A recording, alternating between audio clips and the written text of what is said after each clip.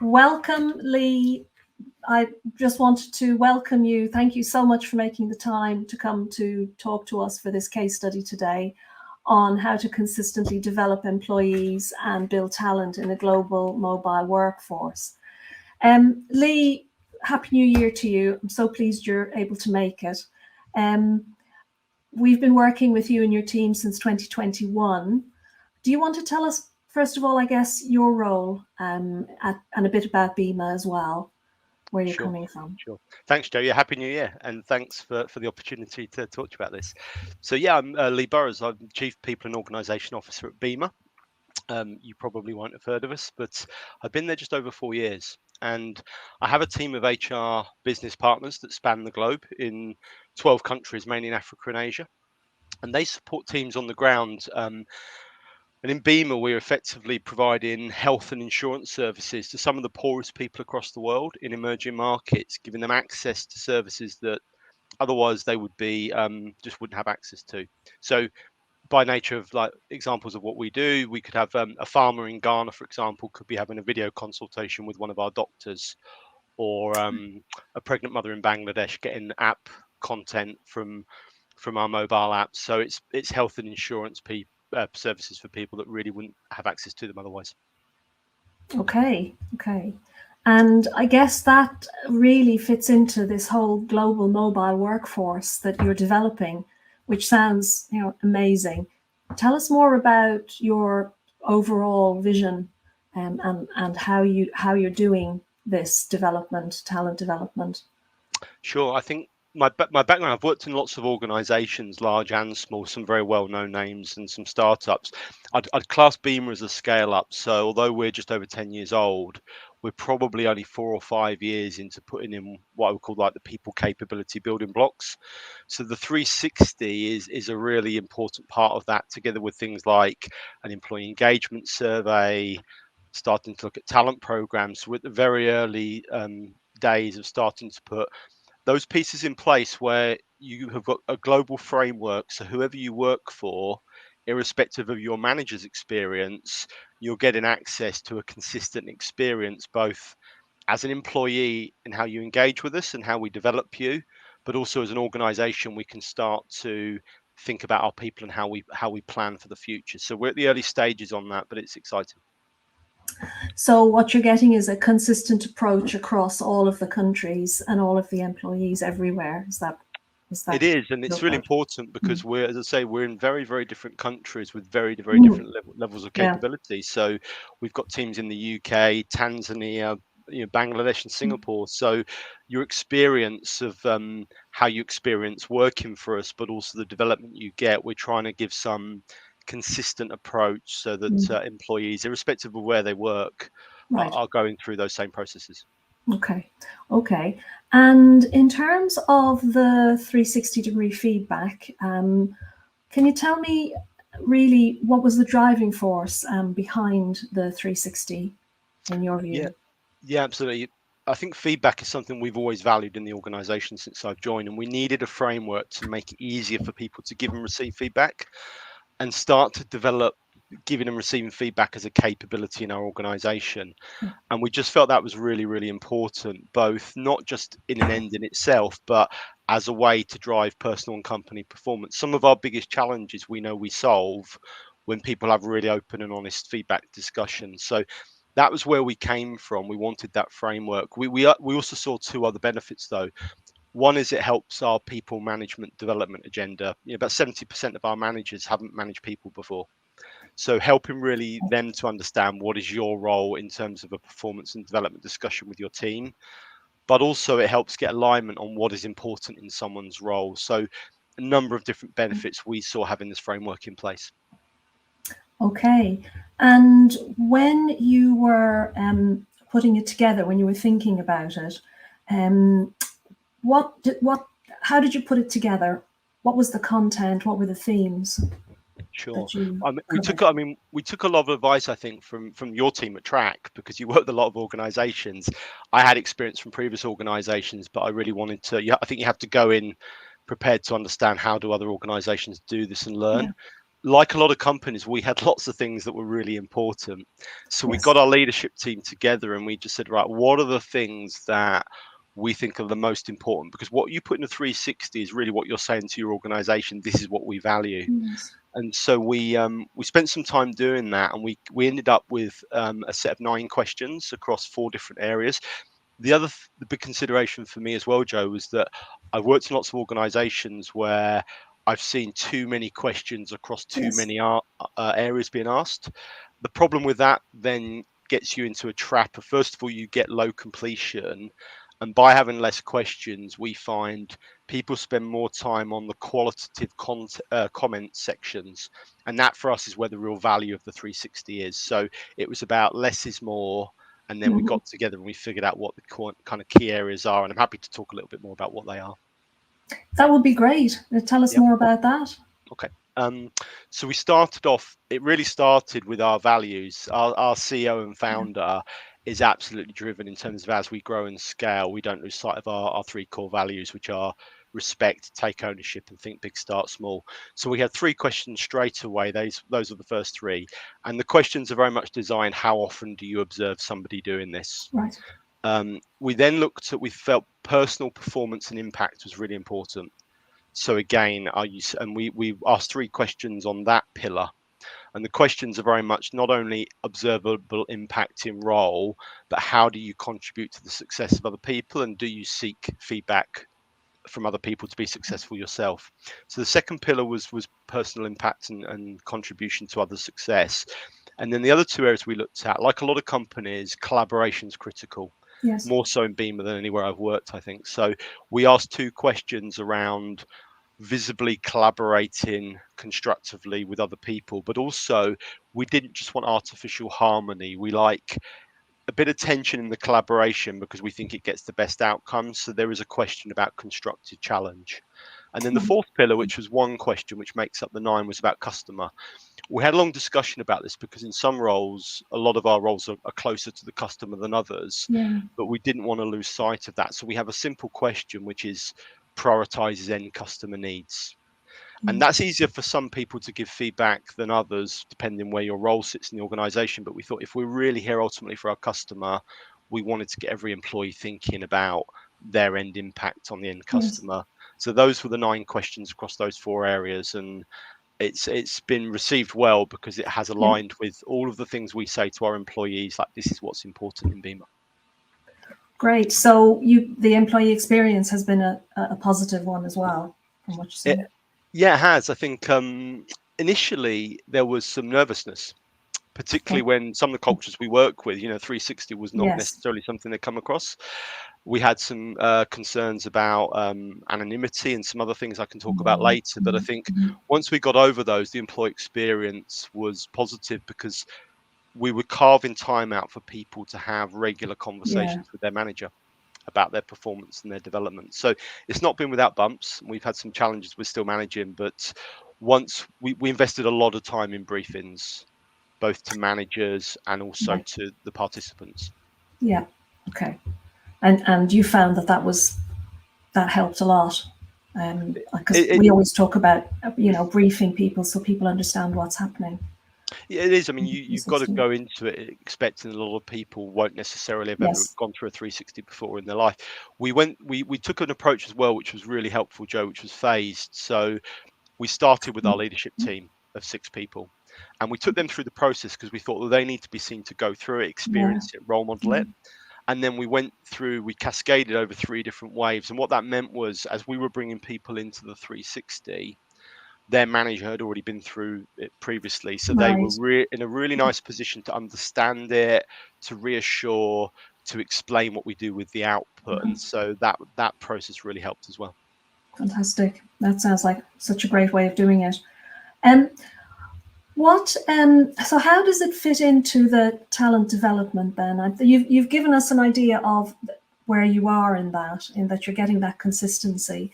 Does it fit into anything bigger at the moment, or are you sort of still at the stage of getting the basics in place? I think that's the next step, actually. So if I look Yeah. at where we are today, we've got 120 people that go through the 360 in BIMA, Yeah. of an employee population of about 3,000. So while that's a relatively small group, we've got quite skinny teams centrally. So to facilitate a process, and we resurvey every 6 months. Okay. So to manage that for 120 people and also ensure we put emphasis and time in the development that comes out of the 360 Yes. report, we fit 120 people gives us that balance where we can focus, but it's enough people that we're getting the breadth and depth into the Yeah. organization as we try and make this business as usual. I mean, to answer your question, I think when we look at what we're looking at in 2023, things like key role succession planning for the first time, Okay. potentially development programs where we identify high potentials in certain locations, the 360 absolutely is going to be is going to underpin that, because we've got a fully rounded view that's not a set of opinions, it's a set of observable behaviors about all of our key people in the senior and middle roles. So Brilliant. I think that's the next step. It sets us up for that. Yeah. The observable behaviors is definitely where it's at. I totally agree with you on that one.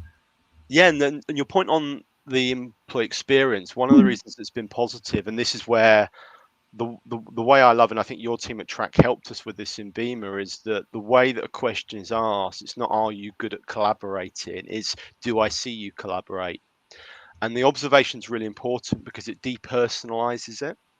And it means that even though my self-perception might be very different than the Yeah. feedback I'm getting from my stakeholders, that's their reality, that's what they see. And that makes it much easier to deal with sometimes tough feedback when you get it, but also it depersonalizes it and means you can much more quickly process it and start to decide what development do you want to Right. take to deal with it. So observable behaviors it means it's not an opinion survey, which I Yeah. really like. Yeah. Thanks, Lee. And we talked about what's happened and how it worked and the employee experience. I suppose the big question is as well, in your view, what difference has the 360 made, and what changes have you seen or have you heard about as a result? Yeah, I think so. In a like all organisations, we're super busy. So when managers get together with their team, particularly, especially if they've got very big teams, the one-on-ones quite often just go straight into the operational job list. So the biggest plus for me coming out of this process is we're creating a cadence where people sit down, step back from the role, look at the feedback, sit down with their manager, align around what's important, and take some time to discuss it. And again, when you're really, really busy, you don't have a huge amount of time for your own Yeah. development. You want to make sure the little bit of time you do have, you're focusing on the one or two things that are going to make the difference. Right. So I think for us, that is absolutely the key thing. I think also as well, in an organization that's so dispersed as ours, Yeah. the feedback we've had from employees is just the feeling that we're invested in their development. I mean, for a Okay. lot of Yeah. people, once you overcome those initial concerns about anonymity, will the feedback be used for assessment? We never do 360 near reward time, for example. We completely separate it out. It's purely development tool. Once you overcome Right. some of those initial concerns, which you have to face up when you put this in place, then people suddenly very quickly see it as a huge investment in Yeah. them. And they've got something and one of the things that the 360 does is when you're busy, you often don't take the time to give people recognition and tell them what's going well.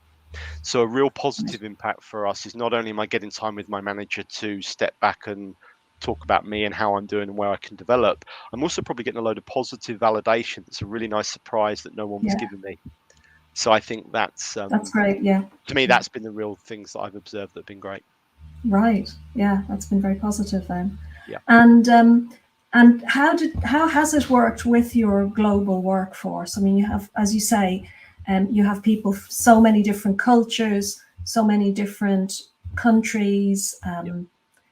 I know you all speak English, but it's more about the common culture and common understanding. How does It that is. work? It is. It's. I mean, I think from a mobility, the tool, the portal that we use means that people can do it from anywhere, and we've all been hybrid working for so long anyway now that I think from a mobility Yeah. point of view, it supports how we work really well. I think from a geographic spread, I think there are some features in the 360, and particularly in the report and the notes that actually Track provide that are embedded into the report is really helpful, because regardless of where you sit, that helps you debrief as a manager. How do you observe? How do you look at the information and walk someone through it for the first time? I think what we do find though is that we have to allow for the fact with different cultures, they will look at feedback differently. Yes. And it will feel different and they will receive it differently and they will go through it at a different speed. So we just allow for that to play out locally, and that's where our local HR managers are really, really helpful. So the India HR manager, the Cambodia HR manager, and the UK HR manager may have a very, very different coaching conversation around Okay. Right. 360, but it's based on the same framework. Yes. Yes. I think the one thing that's absolutely common, Joe, in every country I find is that one of the biggest problems we get in, I think, in any organization I've worked in is if my self-perception of how I'm doing is different to those that are my stakeholders and no one ever told me. So I never course corrected, and that is quite often the seed for future problems. So the 360 really surfaces that, and if there's any misalignment on how I think I'm doing versus how do others see me, this surfaces that. And I think that is a common problem in any culture or country that the 360 helps you get to. Just another point on the 120 that I said we go with, that also helped us in terms of not only is it a manageable group size, but that's also the English speaking population we have. When we start to go below that group into kind of the rest of the 3,000 organisation, we start to get into 16 languages. And so we weren't quite ready to ask your team to translate into Urdu, and right. So that's also a benefit as well. But I think if we were to take it further down our organisation, we would have to start localizing for language, which would be a challenge. Yeah. Well, that's completely doable. I think the simplicity, the fact that you've kept it very simple, but very, very effective, I think would make that easier. And I think that's really brilliant that you've kept to the values, and you're able to express those values in observable behaviors. I think that would make it easier to do, and effective. Absolutely. Yep.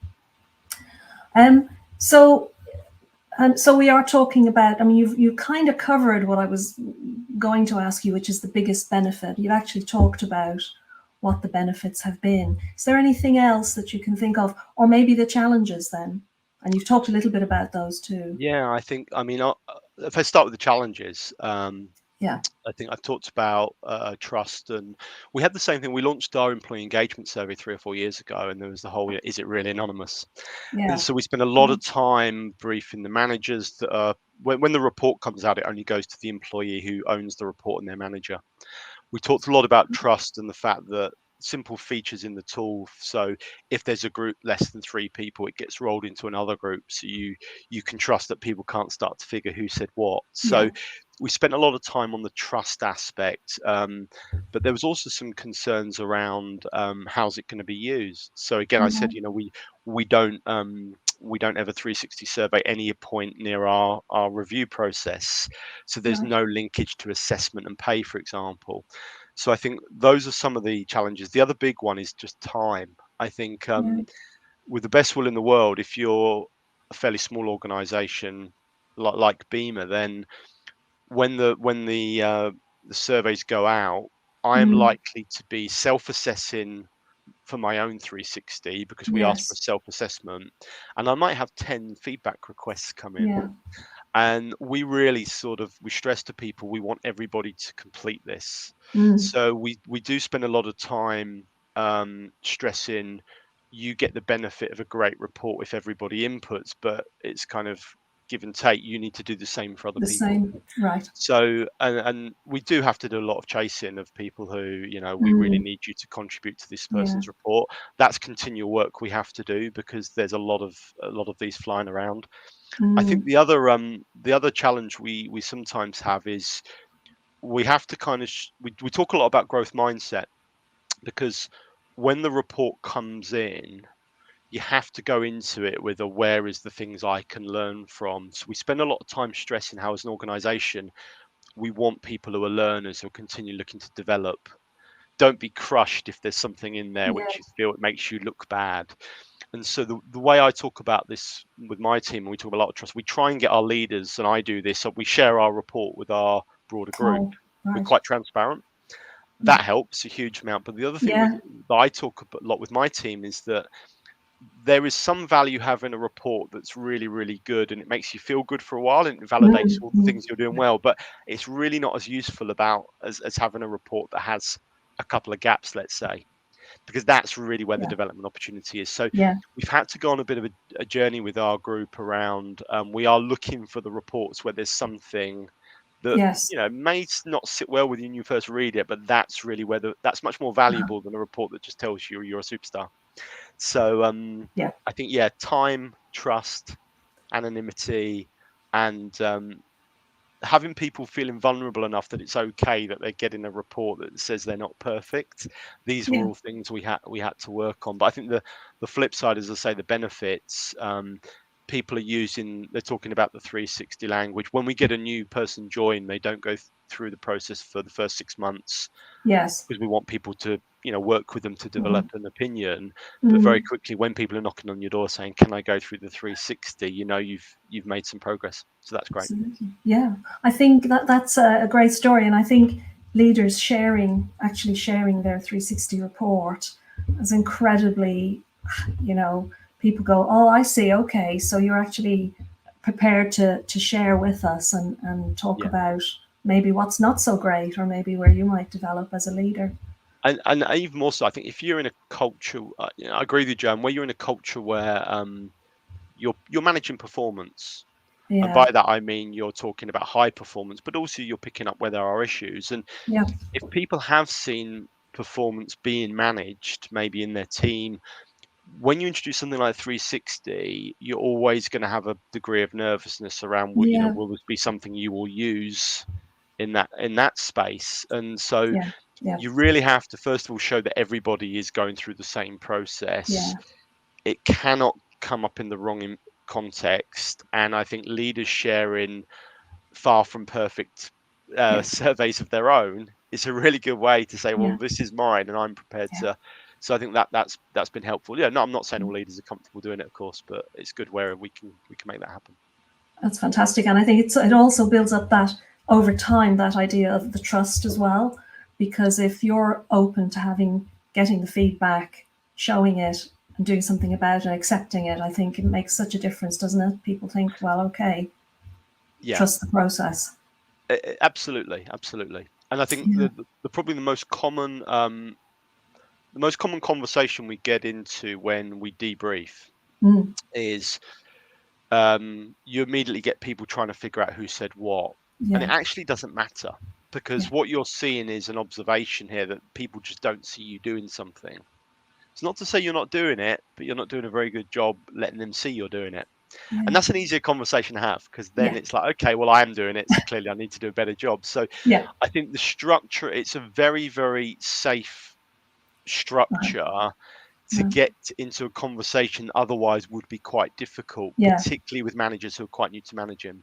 So it gives you a chance to venture into those areas to address problems, but also talk about what's going really well Yeah. in a really controlled way that's about observation. It's about observed opinion. It's not personal. And Mhm. I think as a result, we've had some people who've really struggled when they've had their 360 Right. kind of land in their inbox. But Mm. if you debrief well, actually, before you Yeah. know it, they're working because they want to see a movement in that score 6 months later, and that's a really good thing.